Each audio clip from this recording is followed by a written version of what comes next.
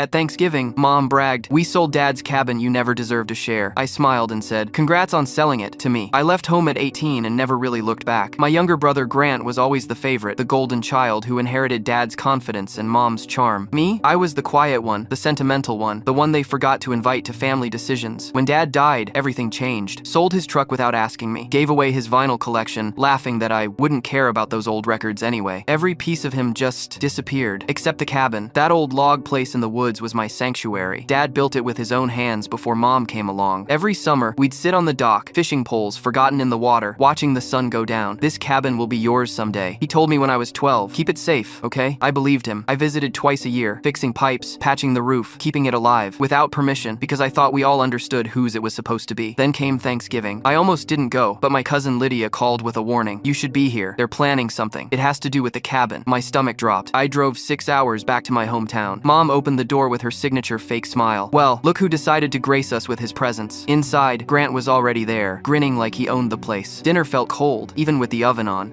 Then, during dessert, it happened. Mom set down her wine glass and said, completely unprompted, "Well, it's official. We finally sold your father's old cabin." The room went quiet. Everyone stared at me, waiting for my reaction. Grant leaned back and smirked. "Yeah, took long enough. Honestly, surprised anyone wanted that dump." A few awkward laughs rippled through the table. I couldn't speak. I just stared at them, processing the words. "Sold." Without telling me, Mom sipped her wine casually. "It was just sitting there, Owen, falling apart. We didn't think you'd be interested," Grant snorted. "Like you could even afford it anyway." Something twisted in my chest, but then I realized they didn't know. They had no idea who they sold it to. I smiled, small at first. Then I picked up my fork, cut a piece of pie, and calmly said, "Congrats on selling it to me." The room froze. Forks dropped. Grant's smirk vanished. Mom's wine glass stopped halfway to her lips. "Don't be ridiculous," she said, forcing a laugh. "You didn't buy the cabin." "No joke," I said. Grant snatched the paper I slid across the table. His jaw clenched as he read the deed. "You're kidding me," he muttered. Mom leaned over, her expression shifting from disbelief to anger. "How?" "I've been watching the listings," I explained calmly. "When I saw the cabin go up, I called the agent directly, made an offer, closed in under a week." "Why didn't you say anything?" Mom snapped, her fake concern cracking. I looked at her. "Like how you discussed selling it?" Silence. She stood up, smoothing her blouse. "It's just a house, Owen." I met her eyes, my voice steady. "No, it's not. It's the only thing Dad left that you couldn't erase." She had no answer. Grant tried to recover. "Fine, you bought it. Congrats. But don't act like you've won something. That place is a money pit." I shrugged. "I know. I've been maintaining it for years. Not that anyone noticed." His face twitched. "What?" "Yeah. Every spring and fall. Fixing pipes, winterizing it, doing repairs. On my dime." Mom's voice came cold from the kitchen. "You had no right. Maybe not legally," I said louder. "But Dad gave it to me long before he passed. You both just ignored that because it didn't fit your plans." The room stayed silent. I stood up, grabbed my coat, and walked out. Behind me, I heard Lydia whisper to someone, "Finally. That cabin? It's mine now. Legally, emotionally, spiritually. And they can't do a damn thing about it."